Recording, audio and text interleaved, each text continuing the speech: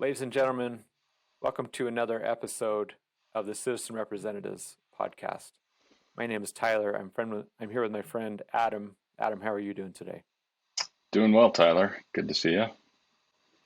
How is your cleanse going? Adam is doing a cleanse, and what does this cleanse involve? Oh, I didn't think we were really going there. Oh, you don't um, have to get into too much detail. yeah, It's that, interesting because uh, there's a lot of talk about intermittent fasting nowadays and fasting and things yeah. like that. So you've been participating in fasts of some sort for a long time now, haven't you? Yeah, I mean, since my Mormon days, they do the one day every month. Um, but when I started reading other things, I started turning it more into I mean, I like the fast aspect, and I like the aspect of, sending out something to the universe and asking to, for assistance, or trying to give yourself up to the universe during the fast, thinking about specific things that you might need, or that you desire, that are good and in tune with what the universe wants for us, what God wants for us. But um, yeah, I just started slowly doing just basically water, with a little bit of salt and magnesium, and just go. I started at 3 days, stretched it out. I think I did 11 days once, but I usually try and do 7 to 10 days, three or four times a year. But I'm getting old, Tyler, and I'm thinking that maybe I'll cut back on that. So you're up to day 6 today, right? Six today, yeah, on this one. Yeah, I might end it here in a minute and have my wife bring something down while we're doing the show. It requires a high level of will to do that, doesn't it? Or is it really pretty hard like the first and second day and then it gets easier? Yeah, I mean, I think it's practice, right? Like the first time I did it, I think I lasted 18 hours.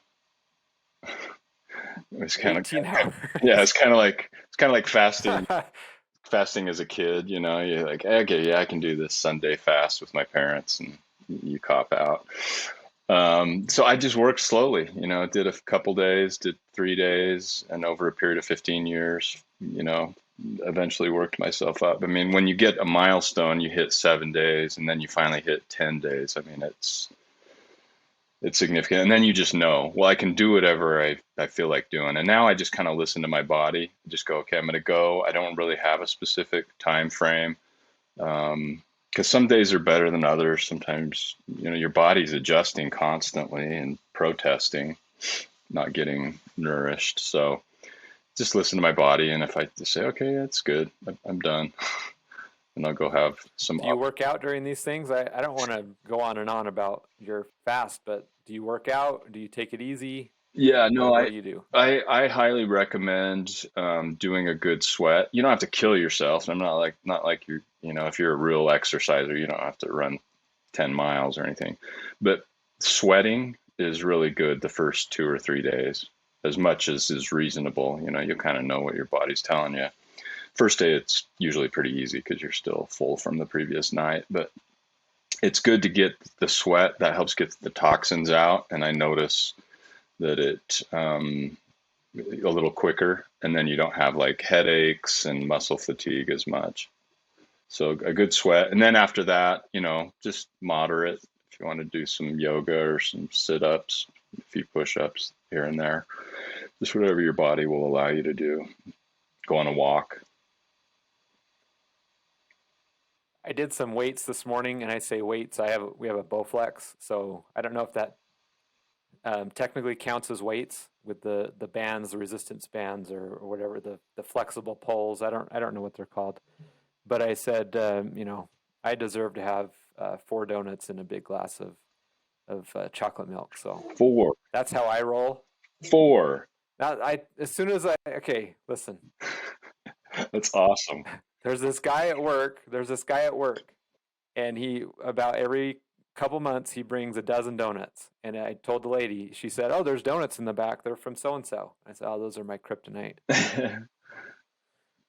So I'm working on it. I'm not quite as I haven't quite overcome the desires of the flesh yet, so to Oh, speak, with sure, the food. sure. I've you know I've done diets before and been successful. It's not like I really need to diet. I'm not obese by any stretch of the imagination, but I do have about 10 or 15 pounds that I could lose and look a little bit better. So Yeah. anyway, fun things. So what else is going on with you today? Just worked a little bit in the morning and gonna go back to work after this podcast, but not not much today. Nothing exciting, sorry. So, The oh, Jazz game's tonight. I know. For those that Oh for yeah, those that they're give a crap, I kind of care. so okay. When I was younger, big Jazz fan. Yep. They went to the finals a couple years in a row. Of course, I was way into Yep. it, and they lost both of those finals. I think in 6 games. They were very close to winning, and I thought they had the better team. Obviously, not in the end. Hmm. This year, they had the top seed, and they had the best record in all of basketball, didn't they? They did. Yeah. The shortened And season. shortened season. So the Lakers, the defending champs, they were blown out last night. I don't want to get too much into sports, but the Lakers, everyone is at the end of the season, everyone was angling to place their seed so they could avoid the Lakers. Yeah. And the Suns went up against them, and the Suns now the Lakers are 1 game away from elimination. Am I right? They are. They ran into the Lakers. Granted, didn't have oh gosh, what's his name? This is where the fast Anthony kicks in. Davis. Anthony, thank you. My short term memory or long term. So they didn't have him last night, so it's hard to judge. But LeBron said he was going to carry the team on his shoulders, and that did not happen. So good riddance. So I if hope. the Lakers go out, then it's like it's a whole different ball game for everyone, right? Now the Jazz legitimately have a chance. They're 3-1 against the Jazz has the #1 seed. The Grizzlies have the 8th seed, Yep, and so it's 3-1. Are they doing a best of 7 in the first round? they Because are. this tells you how much I've been paying attention to lately. Yeah, I think it used to be best of 5, and then now it's best of 7 again, and yeah. It was a so long time. they're shaping up to very possibly eliminate the Grizzlies tonight. Are the Jazz playing at home, or are they on the road tonight? They're playing at home. I think most people expect them to do it, but the Clippers look pretty good, and they're tough. Brooklyn looks pretty good right now, so there's some competition. But yeah, the Jazz are positioned to make a deep run. They've got the tools, they just don't have the experience. So we'll see what happens. Well, not necessarily, deep playoff experience. There are some definite veterans on the team. So we'll see. We'll see how they seem to play best. Uh, you know, Not that I'm an expert by any stretch of the imagination. They do have their superstar in Donovan Mitchell, and Gobert is, I don't know if he'd be considered a superstar, but he's definitely a star. Yeah, And you have Jordan Clarkson, the 6th man. I talk like I don't even pay I attention. know. Yeah, Tyler, what are you trying to No, I do. put Like over I on haven't us? watched one game. I literally haven't watched one game. This is just hearing about it. Um, but they play well together as a team, and they're very good defensively. Yeah. Other teams have bigger stars individually, but I don't know that they necessarily play as good of team basketball as the Jazz. So Yep. And defense. when the Jazz are rolling, it's hard to stop. So If they're making shots and they have all season, the 3-pointer's just been a killer to other teams. The Jazz are just crushing it. They've got a lot of good shooters, and any one of them can come step up in a given night. So of they're course I'm go ahead. no, I was gonna say they are a fun team to watch if you like basketball. I have sworn off basketball, as you can tell by my detailed knowledge of the Jazz Yeah, playoff run yeah. and a number of other things. So I guess I'm getting enough of what I need from the daily top 10, the best plays from NBA.com. You kind of absorb it, especially when you're here in the state, and you just tend to absorb things, people you talk to. Yeah. A lot of people are talking about it. So It's exciting. interesting stuff. I mean, I hope they go. Yeah, I mean, I hope they go all the way. That'd be great. It'd be the monkey off the back of the state and bring home a championship. Be pretty cool. yep, So, absolutely. you know, eh, the NBA has done their best to try to alienate a lot of their fans by the kowtowing to China and to just pretty much every movement out there that the powers that be demand that they do. Yeah. And how about we just play basketball? But it doesn't seem that kind of viewpoint is held in esteem, so to speak, nowadays. It's just Right.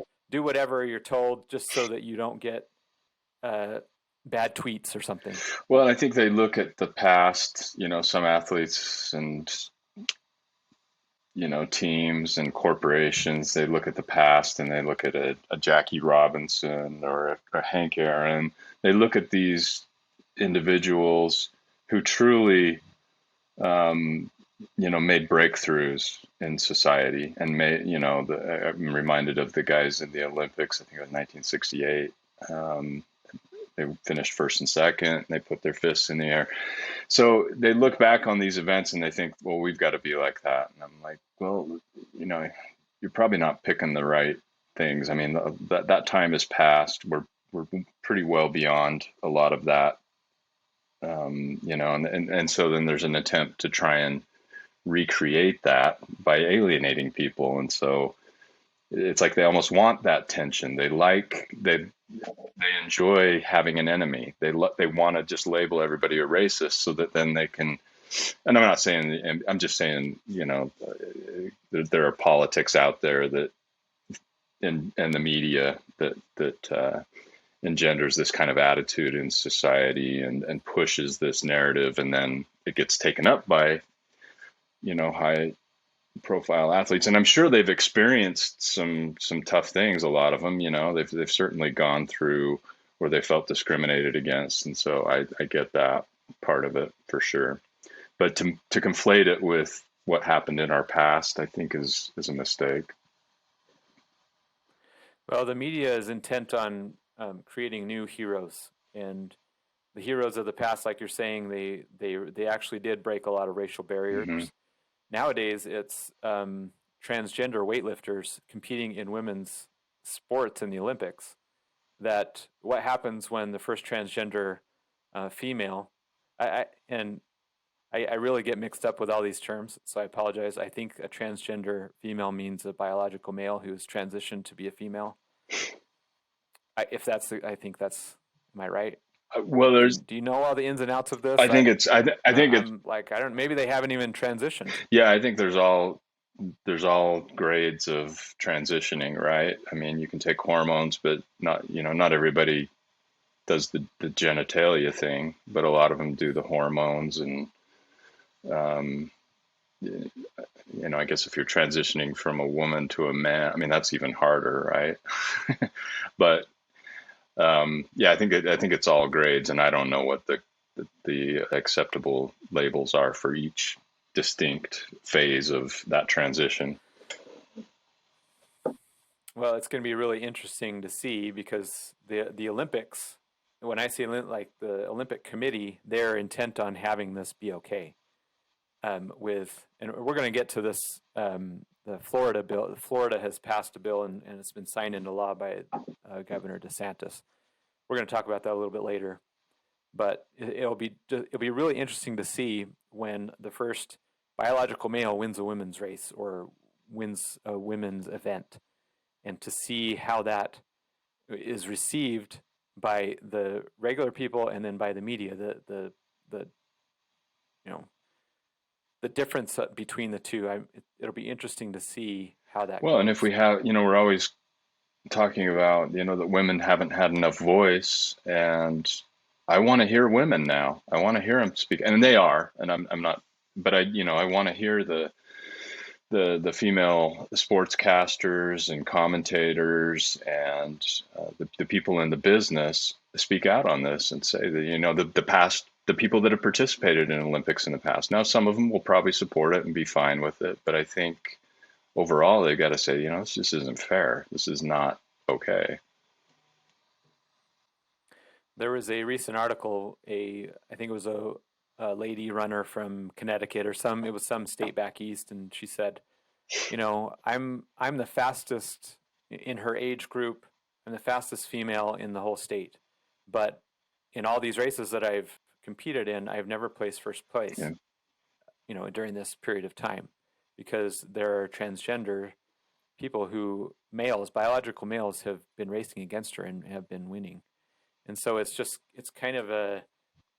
such a weird thing that we champion women so much, and the media has, and then when this thing comes along, women now get bumped to the back of the line, and an actual biological male, is now at the top. So the patriarchy still reigns.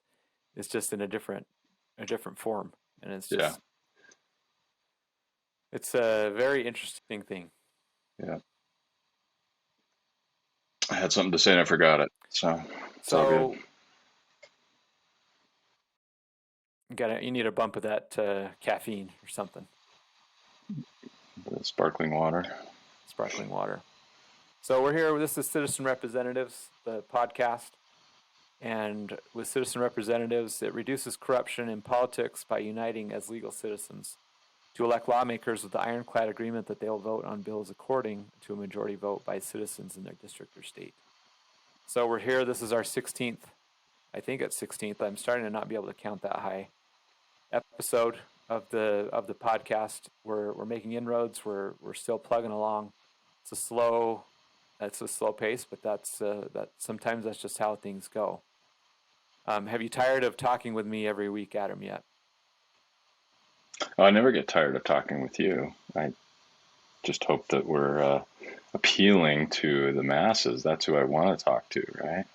We just need to hit like a few key people who will then be able to spread it out and get the idea out there. But I think once people understand the idea, and it's really not that complicated of an idea, once it gets out there, people, it really rings true with them, and that'll be interesting to see when it gets really implemented. Now we of course have to do this before the artificial intelligence takes over, so that may only be 10 years from now, but hopefully we'll still have our ability to vote, and at least we can vote between Amazon and Google, right? Yeah. So Amazon, this just came out that Amazon has all these devices. Did you see this article about how you need to opt out? I didn't put it on here. This is just coming to my mind right now. Oh, no. So Amazon has all these devices. You have the Fire Stick, you have the Echo, you have Alexa. Alexa's built into a lot of different components that Amazon makes. And so it's called Amazon Sidewalk, I believe. And what these devices are doing is now they're going to be able to communicate with each other. So not just within your own home, but if you're close enough to someone else's home, they're going to be able to communicate with those people. And so it's in essence creating a mesh network that's going to go everywhere that Amazon is. And it has a lot of implications that this is the first thing that I've heard of this. This was only a couple days ago that I saw this. And so they're, in essence, going to become an ISP. Some people are saying, which is an internet service provider, without laying any cable, without putting up any sort of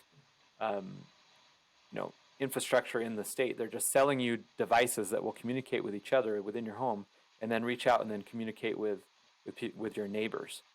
And this has some really weird and troubling implications. And how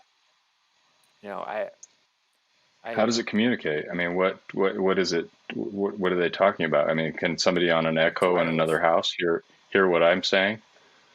I don't think it's so that you personally can hear or do any, communicate with what they're doing. It's just so that Amazon can have the information, Yeah. and possibly you can piggyback onto their internet. So it's like a mesh network that you can be anywhere where these devices are, and then you can hop on. I don't know. This is so new that I don't know the details. I just know that I'm mad about it. Yeah. Yeah. I've been listening to a podcast by Robert Breedlove. Robert Breedlove is he's one of the top Bitcoin intellectuals out there. He's very intelligent, and if you listen to anything that he says, you can just tell if he has high intelligence, and he speaks very well. He's well spoken. He comes up with things that you've never heard of or even thought of. He was interviewing a CEO, and they're talking about AI and things like that, and how it's going to completely change a lot of things. And so we'll probably get into that in another podcast. But the implications for AI and everything along with that is just it's going to be quite the ride. Let's just put it that way. So, AI. Could AI have prevented? Did AI prevent? Okay, let me back up. See if I can make a coherent question. I'm trying to make a question about COVID-19. Because right now we're seeing the Fauci emails. If you're just hearing about this, Jason Leopold, along with I think the Washington Post and possibly others, have done a Freedom of Information Act, FOIA. They FOIA'd Dr. Fauci's emails, and so now there are thousands of Dr. Fauci's emails out there, and it's kind of a treasure trove of information to see how he handled the pandemic when it was first coming out, what he actually knew, what he was saying. So it's interesting to see what he knew and what he was saying at the same time, because they're not always the same thing.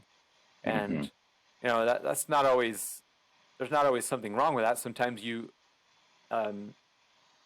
people are emailing you things all the time. That doesn't mean that you necessarily agree with what they're emailing you, or with or what they're saying, or that you even read it. I don't know how many times I've received an email that I thought I read, but I didn't read. So it's hard to say that he knew every little thing that was emailed to him, that he knew all the ins and outs of these things that are being emailed to him. But the replies that he is sending out, obviously in reply to these things, then you can have a relative confidence that he at least understood what is being talked about or is asking for more information. So, Adam, give us a rundown of how this COVID all started and where we're at now.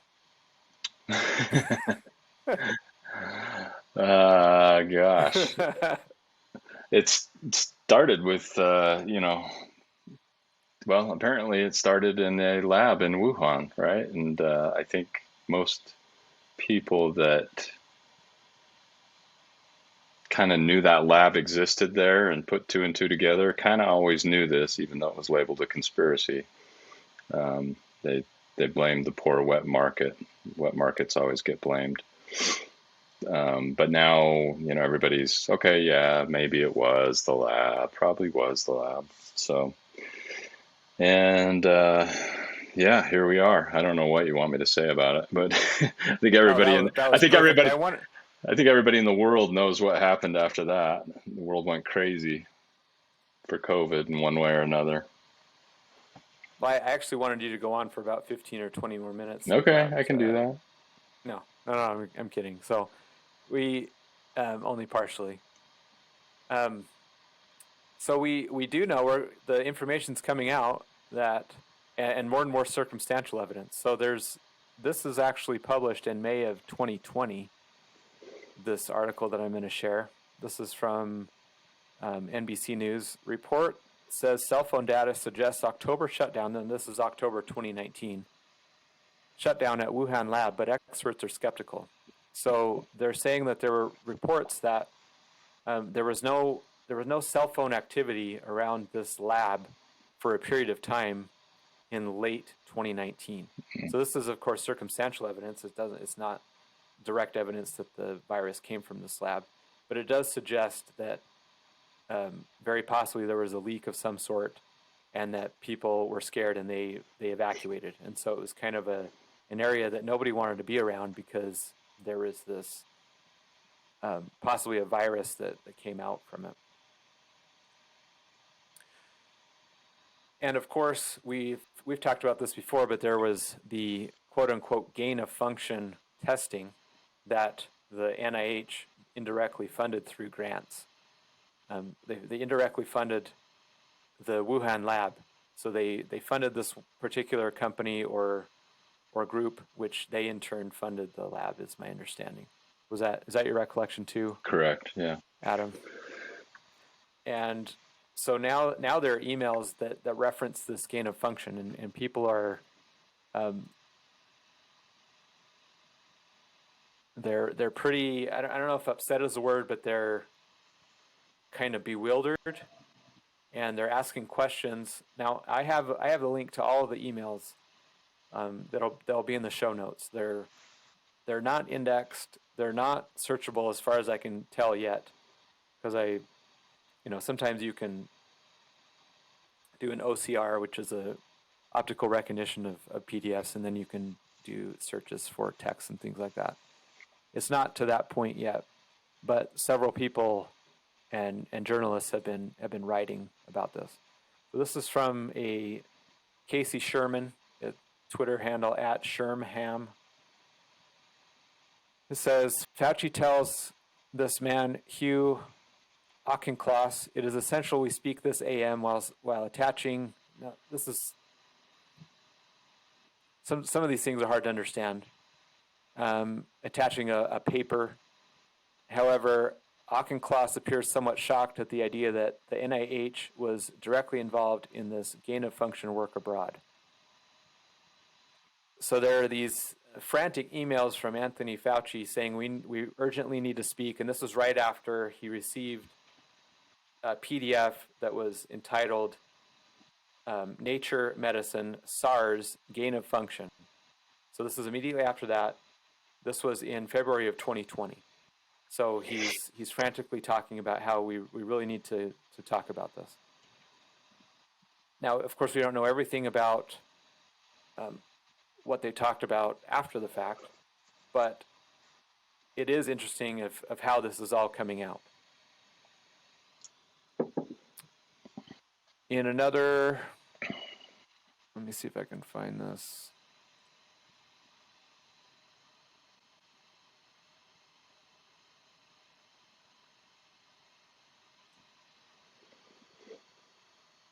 Says, the paper you sent me says the experiments were performed before the gain of function pause, but have since been reviewed and approved by NIH. So this is something that these gain of function was stopped during Barack Obama, and I think it was behind the back of Trump restarted again. And so that's kind of some of the background.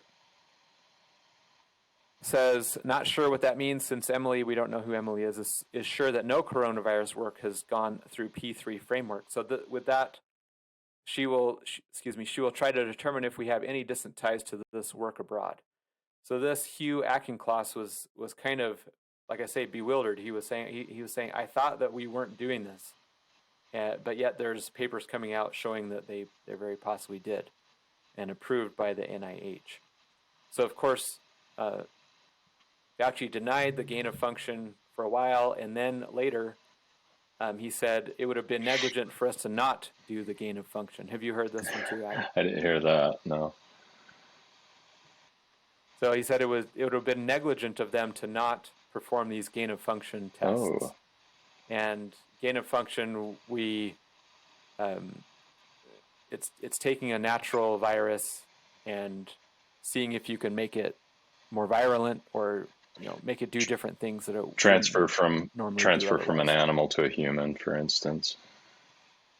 Yeah. Yes. And so some of these scientists are going, "Whoa, I thought we weren't doing the coronavirus stuff."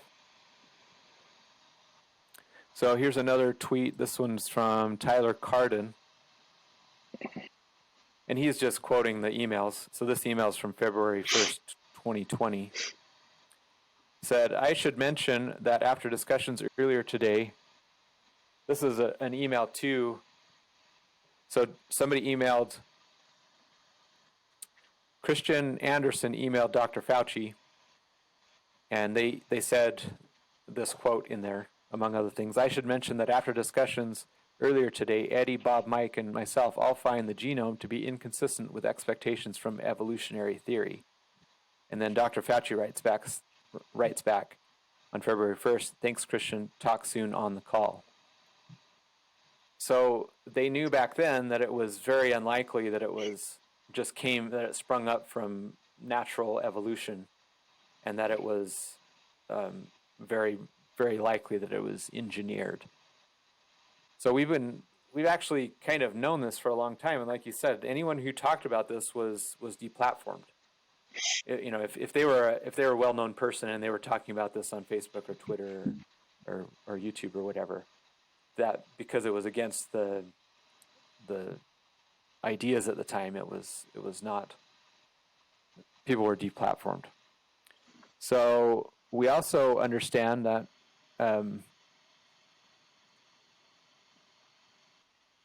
this is from Justin Hart, a tweet from Justin Hart, and again, he's also talking about things that are in the email. This email is from February 5th. Dr. Fauci writes, "Masks are really for infected people to prevent them from spreading infection to people who are not infected, rather than protecting uninfected people from acquiring infection. The typical mask you buy in the drugstore is not really effective in keeping out virus, which is small enough to pass through the material. It might, however, provide some slight benefit to keep out gross droplets if someone coughs or sneezes on you.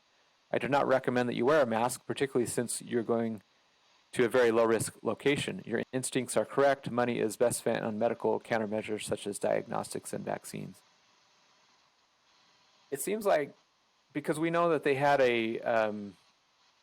the narrative on the masks switched from, in the very beginning, like a lot of people wanted masks, and then the CDC said, no, don't use a mask, because they wanted to preserve them because of the supply chain implications. They wanted to preserve them for people in the hospitals. And then after they were able to crank up the production enough masks were available for everyone else, then they said, okay, yeah, you should use masks.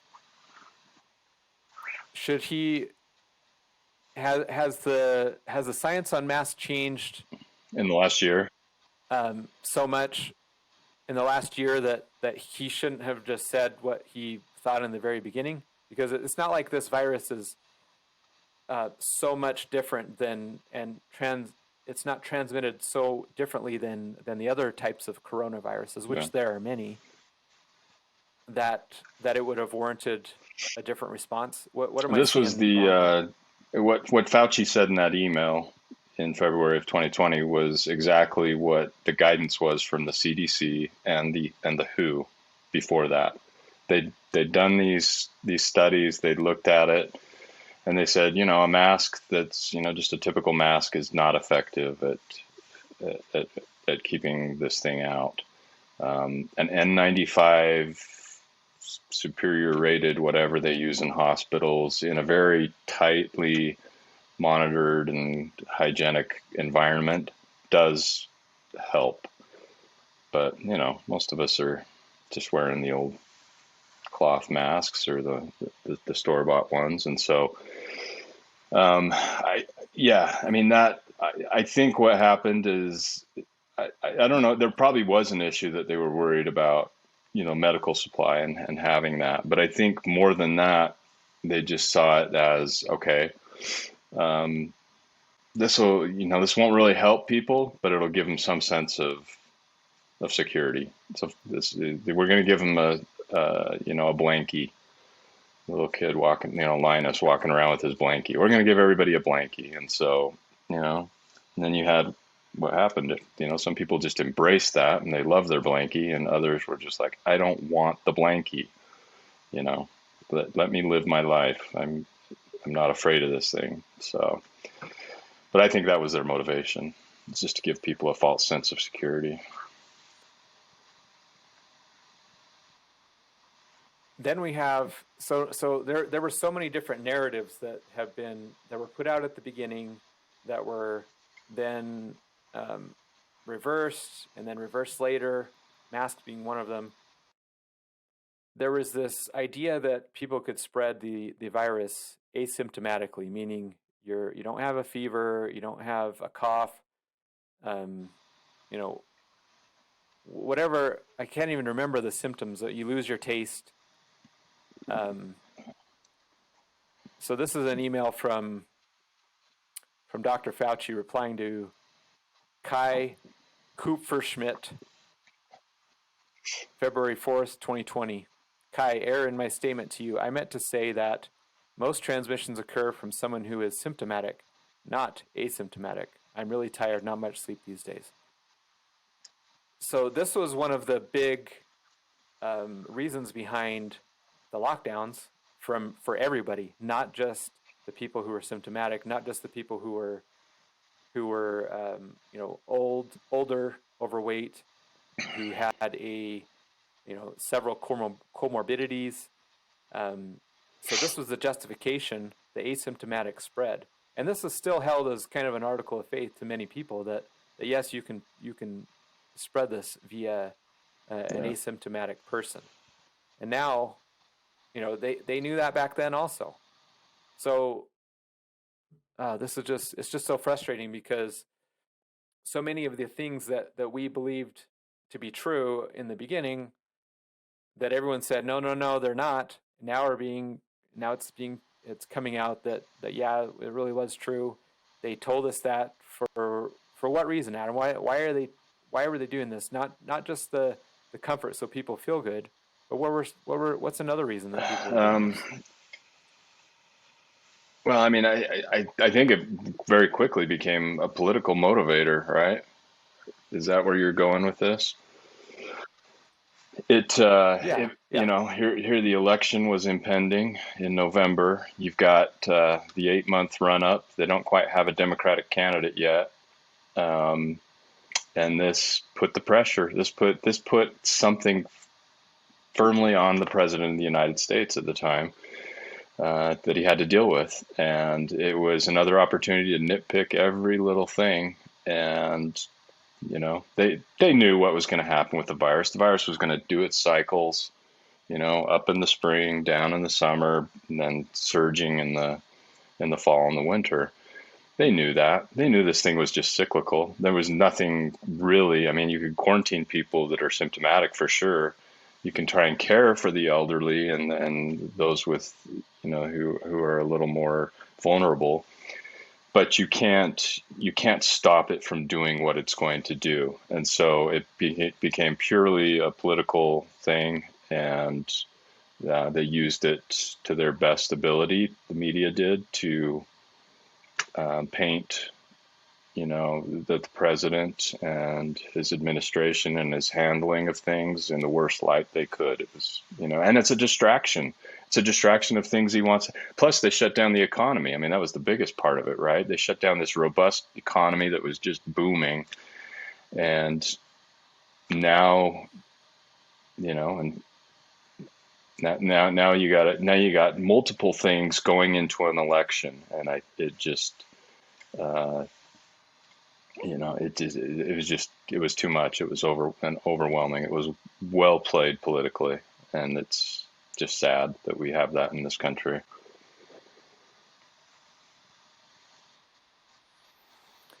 So one of the things that I was arguing early on, and I got into a few Facebook arguments with people on Facebook, was the infection rate, the mortality rate. And I had my family, extended family, cousins, and people who married my cousins saying, we need to let the scientists sort this out. And I said, this isn't a science question. This is a statistics question. What percentage of people that get this are going to die? What percentage of, and all of these numbers were so inflated at the beginning, which was the point that I was making. It's like, where are they coming from? So this is from March 2020.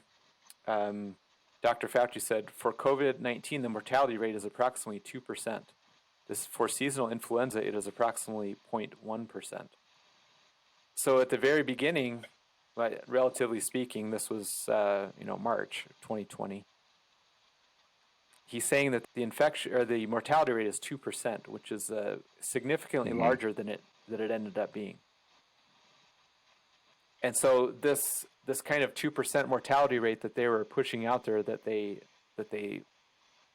were using projections on, that's what they use, because you can't get people to do what you want them to do without the fear of dying in this type of thing, the fear of dying or being seriously impaired for the future. So this 2% is one of those things, and I think it's been proven to be closer to, it's probably higher than the 0.1% of the seasonal flu. Of course, it depends on which age range you're in. It depends on your basically your BMI, your body mass index. And it depends on, if you have cancer or, a number of these other things that COVID kind of pushed you over the top. So it's one of those political things. And I don't know if he actually thought this at the time. If they really knew what they were talking about, because I knew, I was doing research at the time that people were saying, no, this is way inflated. This is, and maybe they were just being contrary. I don't know what was going on at the time, but this definite projection, the high numbers. Is this one of those things like you aim There's high probably and some of then you come that. in Yeah, low? I mean that's fair. But and then the numbers, the way they count things has been just totally. I mean, what is it? 500,000 deaths in the U.S. Who knows? I mean, died with COVID versus died from COVID. It's kind of a joke. I don't trust that. I'd love an audit of how these deaths were counted based on what was the projected lifespan of the person at the time, right? Were they in a miserable condition? Because it skews, and the reason for doing that is it skews what the actual, the gravity of this supposed pandemic, and then counting the constant testing and counting these numbers of infections and double and triple counting. I mean, every time you get tested, they count it again in the state of Utah. It's a new case. So you could test, like for instance, my son being involved in sports, he had to be tested I think it was every 2 weeks or something. So if he tested positive then and then tested positive again later, that counts as 2 cases, even though it may have been the same. Yep, that's how I got that from a guy who talked directly to a director at the state health department of Utah, and he told him, yeah, that's how they're counting them. And to further to that point, they also, if you're in a family and 3 people have COVID, and one person and the other 3 don't test positive, a lot of times they'll just count the whole family. And so that becomes a statistic. So, and then, that's interesting.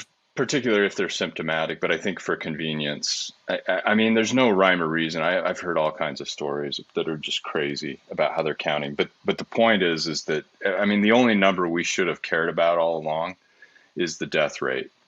And if we can dive into that after the fact and really find out, okay, let's get an actual count on this, or at least get some context to it. I don't care if they call it 500,000, but let's get some context. How many of those, had a million issues and they were pretty much doomed anyway?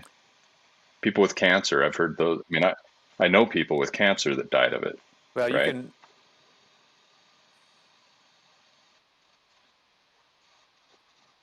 Yeah, and so, maybe the people with cancer, they had chemo, which took out their They immune had a month to system, and live. then They then had a they're month to live, vulnerable, and and COVID. They list um, COVID as the you know, death,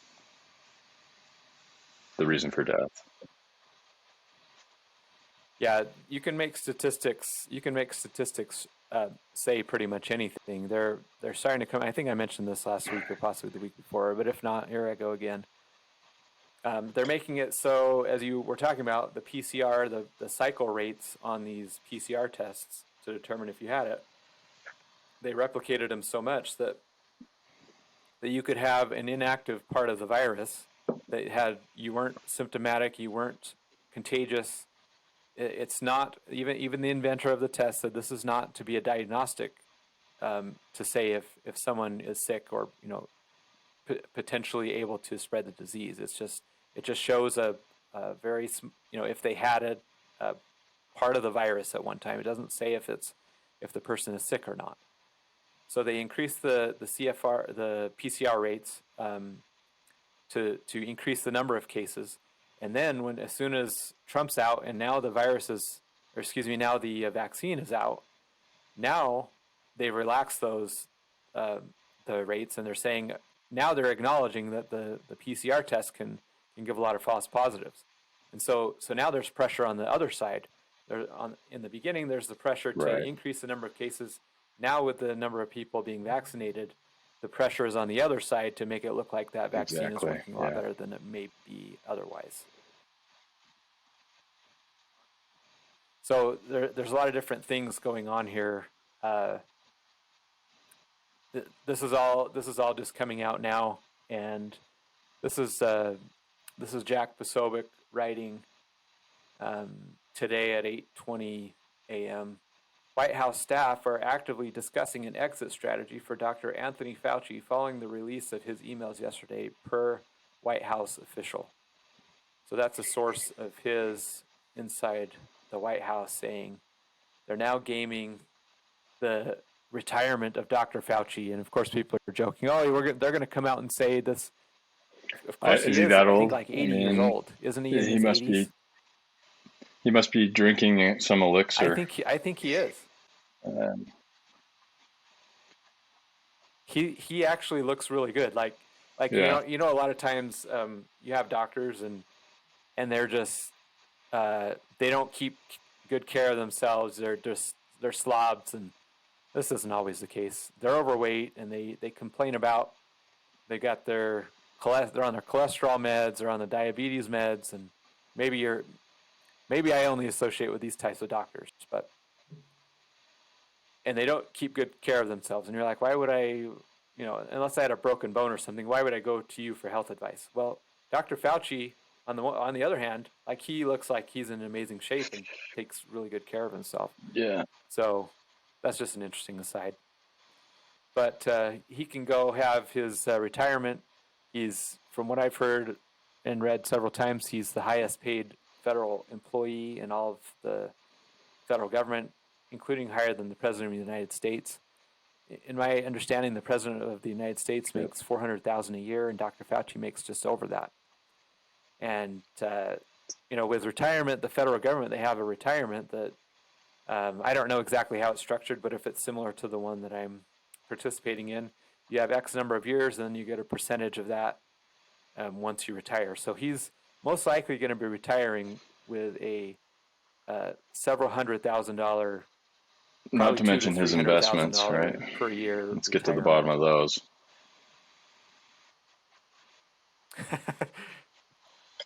The investments, the vaccine patents and things like that he may have. I say may so I can cover myself. I haven't done the research No, on that. not Have you in done the depth, research on that? but yeah, there's some stuff floating out there.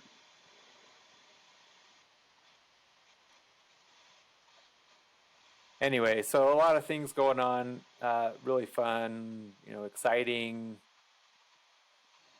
stuff that a lot of people knew a year ago that are coming out, and like a lot of people are saying, on a long enough timeline, Alex That's Jones is always right. So I've never watched much of him, but boy, he's I entertaining. I'll say that.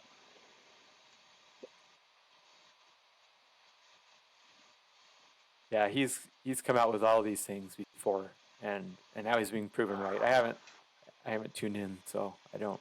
I'm sure he's basking in it, and told you so. But he's used to that actually, because there's quite a few things that he's been right about. It's just He's kind of like, weird at the time. It takes a that couple can't years, two happen. to That five can't years happen. before people go, oh yeah, yeah, like the human animal chimera, the combination of these things that they're I don't want to get too off in the deep end, but one of the reasons they want to do that is for organ donations, so that people can have actual organs. You can create this non-sentient animal that has basically human organs that can be easily transplanted into people who need them, and that's just a Conspiracy weird theory. something to think about. I know. Let's change gears. Uh, this is something funny that I saw on. Now this is on the internet, so I Don't know do that it. it's true, and I'm going to censor a few words here. I don't know if this story is true or not, It's fun anyway. but it seems like it could be true. It's a funny story. So this is someone anonymous. Working at IT department in bank company, currently joined the woke train. And now we get all kinds of workshops on why straight white men are the devil. Roll eyes. None of the directors, VPs are of color. People start to insert moronic she, her, and him into their signatures. And this is coming out to like LinkedIn. Now there's an option to put your pronouns, and they actually prompt you for them, apparently. Getting so annoyed by this, I insert they, them in my signature. One of my colleagues and one of the drivers behind this whole moronification of signatures asked me about my signature. I reply, I don't think it's appropriate to talk about these things at work. Please just respect my pronouns. This person goes mad, accusing me of mocking the pronouns. I say, screw it, no way for her to prove it, and step to HR to complain. Colleague is being asked to stop her questioning and gets her first official warning, but still brings it up 2 more times. I go to HR again. She gets her second official warning. I'm enjoying that this moronic person is now biting the proponents in their behind. Again, she is alluding to my pronouns and not being genuine during a meeting. I make a big scene of it, lulz, and HR gets involved again. Last Friday was her last day. So some people, Yeah. like I say, I don't know if this is true or not, but it's a funny story. Because if you are the type to implement these types of things, there's the boomerang that always comes back at you. The cancel culture is coming back to eat its own. People always never think that it's going to come for them when they're involved in this, and it always does. And so one of the dumb things that I saw over the last couple of days, and it's probably still trending on Twitter. The unbreakable Kimmy Schmidt, I think is. Have you heard of this story? A sweet. She's an actress and she was on a TV show. Well, she won a beauty contest or something when she was 19, and she was in the South. And apparently, the people who sponsored this, they're equating them to the KKK, which is a very big stretch. And so now they're saying that this actress was, she's now a KKK princess. Of course, she has all the in her profiles. She's very woke, BLM, Pride Month, all of these things. She has all of those things, but none of those things protected her from this cancel culture. And it's just, I wouldn't say that she deserves it because I don't. She seems like a very nice person, but it just goes to show you that showing. Right. Having the virtue signaling won't always protect you. And it's always going to come back at you. This is just a headline read from the Babylon Bee, which is funny. Man driving alone in carpool lane informs officer his preferred pronoun is they. So he's getting away. He's trying to get away with not having a second person in the carpool lane and getting a ticket. So saying, wait, Classic. it's me and it's they. That's kind of funny. Classic. So, what do you think of this? Yeah. Yeah. These military recruitment ads. What Have do you I seen think of these? them? I think they're ridiculous. I mean, they're So you, uh, yeah. well. There was the one by the CIA, right? They put one out that was just silly, but um, yeah. There was a I don't know why we homosexual have to advertise all these things. I librarian mean, or something, once right? Is you're, that the one you're talking about? we're all Americans, we're all in the military to get whatever. This is your identity, why that's nice, I guess, to know that if you're a gay person or a transgender person, that the military is a comfortable place where you can go, I guess. Um, but I don't know why we're pushing that agenda necessarily. Just show it by action, not by advertisement.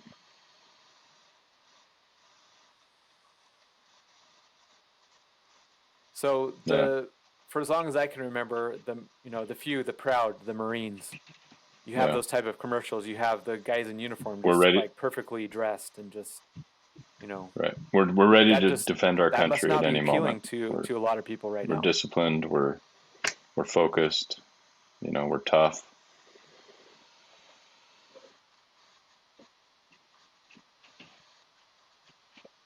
So it's always been a very masculine type thing, people going through the obstacle courses and people running around in their uniforms and flying helicopters and driving Humvees and things like this, things that a lot of young men would normally think are cool. And now the ads are, and there's nothing wrong with this. There was a lady who's an actual member of the military, and her parents were two ladies. Which again, okay, so what? That's that's Yeah, great. If you had loving parents, that's really that's really good for you. But all it was about was uh, this lady growing up with these parents and the recruitment ads for people. So my question is, has the game changed? Because has the game changed and the army is seeing this many years before we actually realize what we need to have in the army, I think something else or is going on, and I think it starts or are with the they wrong? Pentagon. What Um, I what don't do you think think? this is at the lower levels of these military institutions. I mean, you're bound to get some woke um, proponents in the military for sure, but I think this is being pushed from high above, and I think there's a real danger in our country right now that we're focused on all the wrong things instead of preventing cyber attacks and uh, you know making the right choices about how we train our troops, giving them the proper technology, keeping that on the forefront of innovation. That should be our focus, not let's get more this, that, or the other into the military, because then we're more diverse, and then we're a wonderful place. That's not what the military is about. So do you think there's a from on top in the Pentagon? Excuse me. There a plan to get the masculine out of the military so that it can be more easily controlled? Do you see that, or is that conspiracy theory? I think it's not even so much masculine, right? It's, do you have the right views? Free Are you thought. woke? Okay. Yeah. And so, because then you can use the military. I mean, this will probably sound like Alex Jones, and I don't watch Alex Jones, but I think there's a real fear. We have this thing called the Second Amendment that protects a person's right to defend themselves, and there's a fear of how many guns are out there, and that they can't control that, and that the military traditionally has been probably more conservative, right? And uh, it was fine as long as you kept them fighting foreign wars. But when everybody comes home, now what do? Now I think the people in power want to stay in power. It's all about control.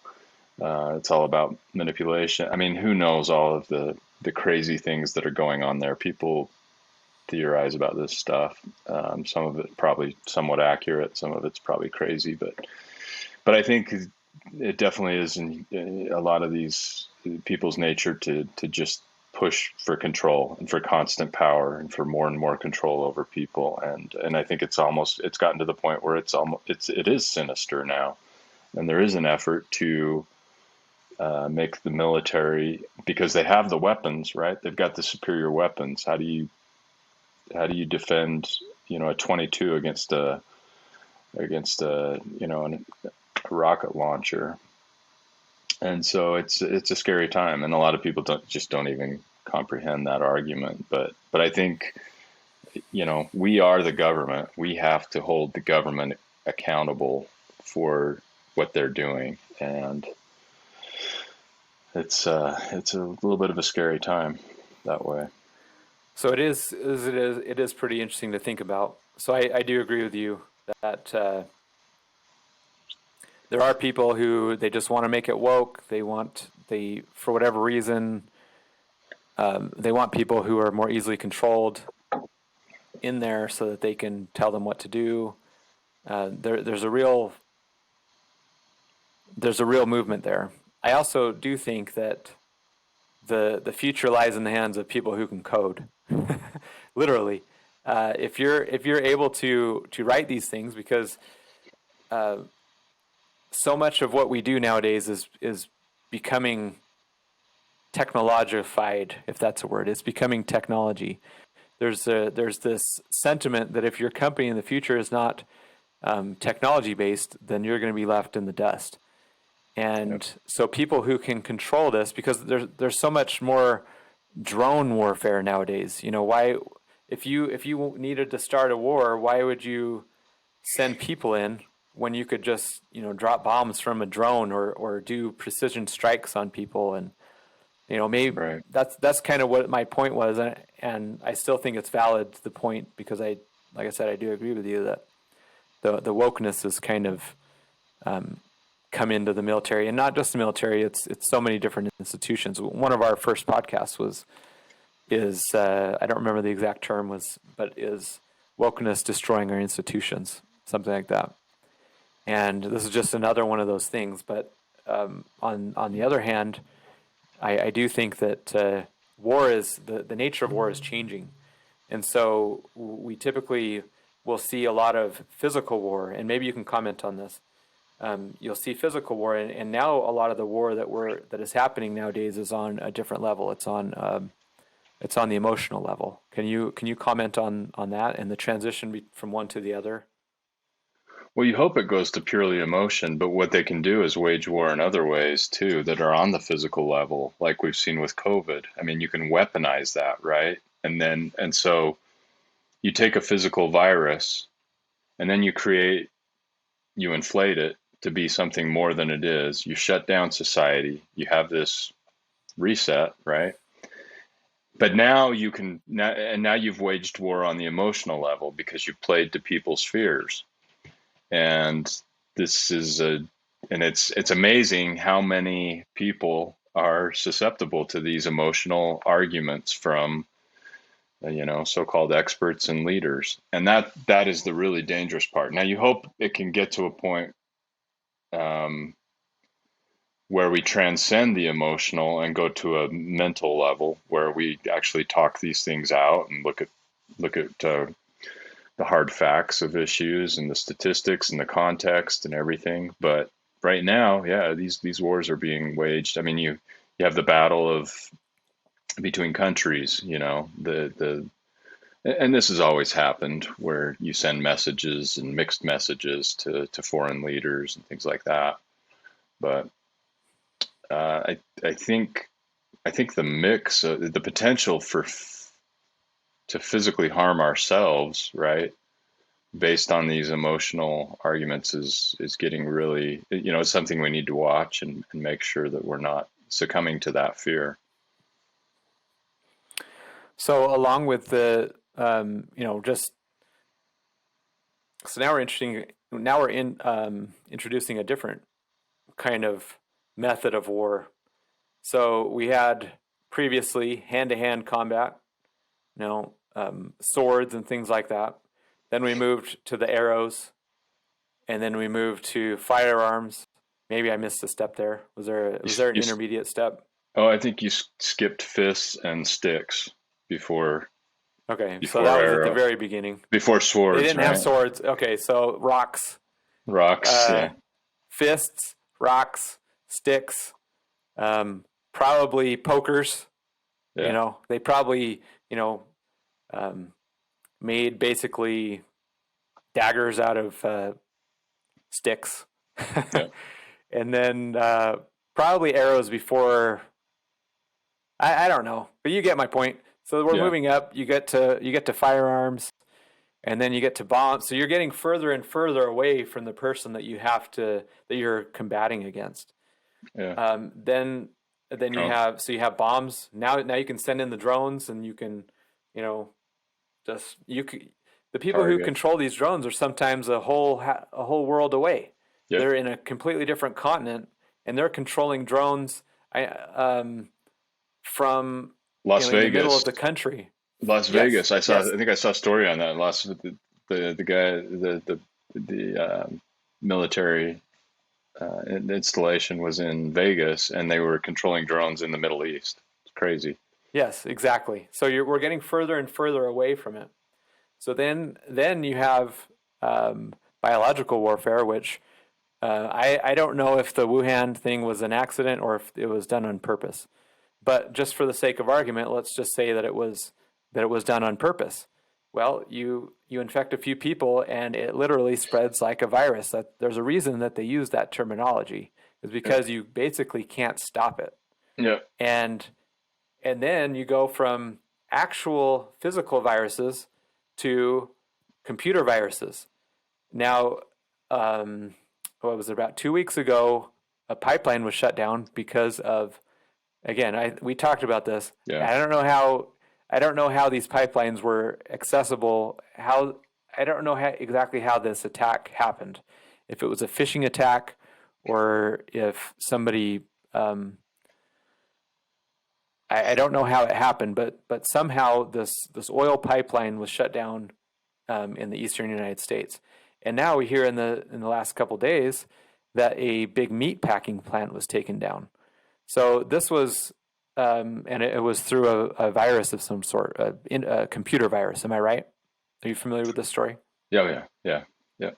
The Brazilian So company. what happened here? JBS, Brazilian company that produces, I think, is it a quarter or a third? And I don't know I if think it was a fifth. a fifth. Okay. It was a lot of the is it the U.S. meat production, or is it the whole world? Ooh, that's an interesting. I don't know. Beef production anyway. And A yeah. lot. What's that? I said a lot. A lot. It yeah, they shut it down, and now they're estimating, they're predicting a shortage on the availability of meat. Now I don't know what kind of manual processes, it's crazy how much we are dependent on technology. At the same time, we talk about everybody needing to go to technology, but then we're so dependent on it, we don't have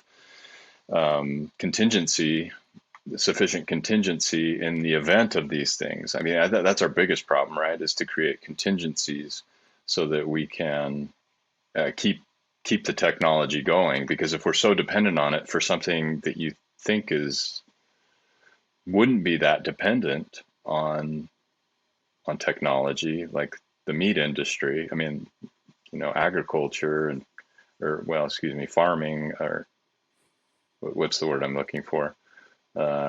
Speaking of Meat a culture. This is where the fast comes in. Sorry, the brain cells are a little weak. But yeah, what do they call that? There's a word for it. Anyway, Like, well, on the big scale, are you talking about meat production, Yeah, whatever. But in terms of kind of, you know, farming and grazing and logistics. yeah, no, well, whatever. It's not important. Somebody, I get your point, I you think. can cut all this out. Um, but yeah, you wouldn't expect technology to rule and reign. But I guess that's the way it is. I mean, there's all kinds of communication that goes on, and probably they have a lot of machinery and other things that operate based on this. So it's pretty incredible that you think, wow, I could just might have a hard time finding meat here in the next few months. Now, hopefully they'll get it fixed, and it'll be fine. But it just shows you how vulnerable we are. And the part I don't like is that then these things can be used as a fear factor in people.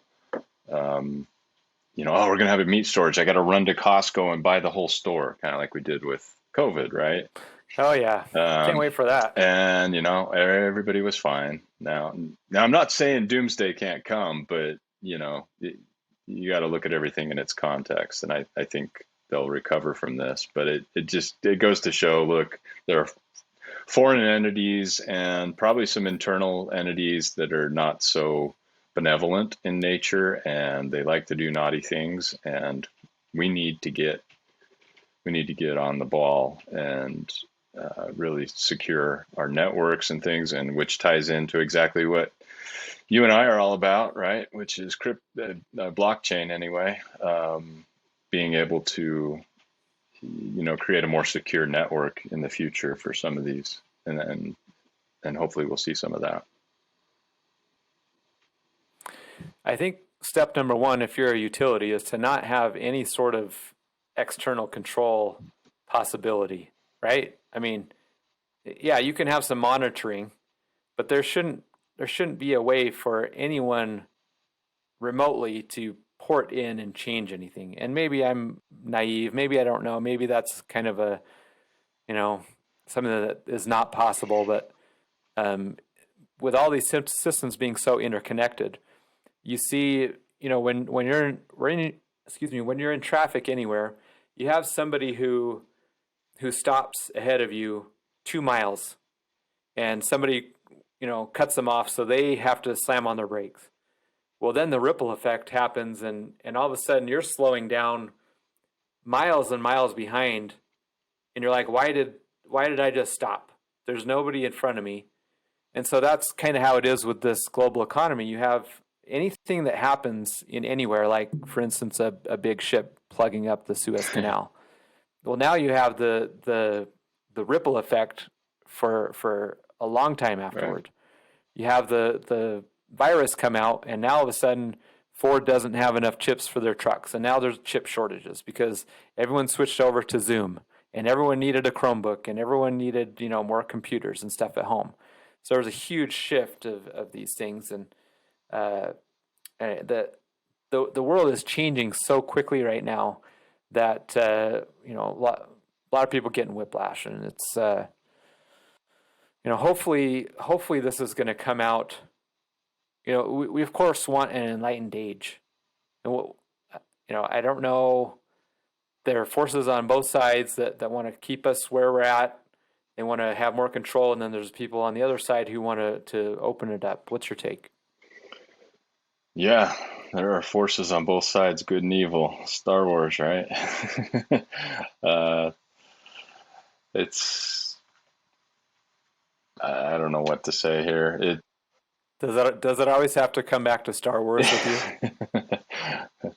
It's a product of my youth, right? I am a product of my youth and my great experience. It's one of the greatest stories out there. Uh, but yeah, there are nefarious entities, and we need to start holding these nefarious entities accountable. Whether it's the criminal on the street mugging the person, beating them up, or whether it's a foreign power that authorizes hacking into other countries uh, for truly, and I'm not talking about trying to steal intel and stuff like that. It goes on with everybody, I guess, but shutting down a society and really affecting people. It's one thing if you want to go after a government, I guess, but and hopefully someday we'll get beyond even that, where we don't need to spy on nations. But right now, I mean, I think we need to hold, if this is Russia, we need to hold them accountable. We need to hold China accountable because they steal over $800 billion at least. I mean, that's just an estimate. That's from the FBI every year through cyber fraud means. And so where's the accountability? And that we just go, well, we buy all their stuff. We need it. And so whatever. Yeah. The apathy that we have right now, I mean, it's pretty amazing to behold. It's just like, well, and the focus, it's all the focus on the wrong thing. It's all focused on woke, right? No, this is where our attention should be, about getting our country, in a state of freedom again. So just to close, I said I'd talk about this, so I will talk about it just because I said I would. Florida Governor Ron DeSantis signs transgender athlete bill into law on first day of Pride Month. I don't know why they had to put that in on the first day of Pride Month. I don't know that he necessarily timed it that way. Maybe he did that on purpose. But it says on Tuesday, the first day of Pride Month, Florida Governor Ron DeSantis signed into law a bill that bans transgender girls. That means girls and women. That means biological men and boys from competing on female sports teams at the high school and college level. So he's a true feminist. He's looking out for the ladies. Yeah. And so much of feminism nowadays is kind of flipping traditional women's roles on their heads and saying and making those traditional women want to do what men are doing. Well, and the interesting thing about the DeSantis story is that then people started firing back, and he started getting emails and say, well, we're not going to bring our venues there, whether it's the NCAA or, other sports teams and things like that. And he's like, bring it on. Yeah. People for sure don't like to come to Florida for sporting events and other events. Yeah, for sure. Okay. How much money do you want to lose? But he's not them caving to their threats, which we need more leadership like that doesn't cave to the threat when it comes. He's calling their bluff. I don't know that. I mean, there's so much, especially with college football. I mean, you've got Florida State, Miami, you got Florida State, all of these things. It's a huge deal there, and for the NCAA, I think they'll fold. I mean, yeah. Oh, they will. Yeah. Could be wrong. So much to talk about, so little time. This has been another episode of the Citizen Representatives podcast. Again, what we're doing here is we're coming together as legal citizens to elect lawmakers with the iron-clad agreement that they'll vote on bills according to a majority vote by citizens in their district or state. Now, what does that have to do with anything that we've talked about today? Probably nothing directly, but eventually we need to be informed about what's going on in the world. Not to the level of detail that what every single news commenter has said, or every little nuance of every discussion that's going on. I don't think that's important, and for a lot of people that's not even necessary. But we do need to at least be informed enough and be able to see when our rights are being when they're being threatened. Now, we'll have a discussion in the future. Adam doesn't believe in rights. He thinks that it's probably a definitional thing. Am I right? It's well, when you're talking about like as if it's a metaphysical right, like you have this right, but that's another discussion. It's looking at it from a metaphysical standpoint. I'm not saying that you can't have that through institutions. Certainly you have rights, as a citizen of the United States, at least at the moment. But inherently, if you write something, unless you write it in, you put it in writing and establish it by law, you don't have any rights. So the established rights that we have is what I'm talking about, I guess. Yeah, I I don't think know that's what what I'm. most people are talking about. You're But probably. some people try and bring it down from the metaphysical level and say, well, I'm human, I'm endowed with these unalienable rights, as if they, and I think God only gives us what we are able to take for ourselves. We have to take those rights. We have to take those freedoms. It's earned. Um, you've got the right, possibly the right to breathe, but I'm not even sure about that when you come into the world. So we That's have. another discussion. Oh yeah, that really interesting discussion. No, So now we're on it, right? yeah, well, we're up against the. The I don't clock. have a hard cap, but I don't want to go too long. I want to respect your time. Uh, we do this so that we can inform people about what's going on and what we think is right through the lens of our principles, right? Adam and I have pretty similar principles, I would say. We tend to see things similarly. And I think we have, humbly said, we have some of the better views on things, the better principles, the better understanding of principles. Maybe I'm wrong, but we have a way of seeing things that a lot of people don't.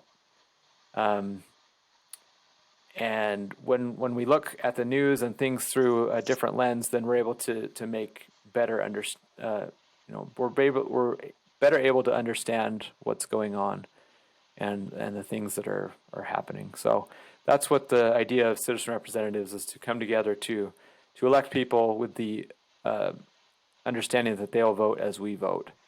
And so we're available on Apple Podcasts, we're available on Spotify, Facebook, YouTube, the big social media. So we really appreciate you listening in. Please visit our website, citizenrepresentatives.org. If you feel like it's worth it to you, if you wouldn't mind donating, we really appreciate your time, and we will catch you next time.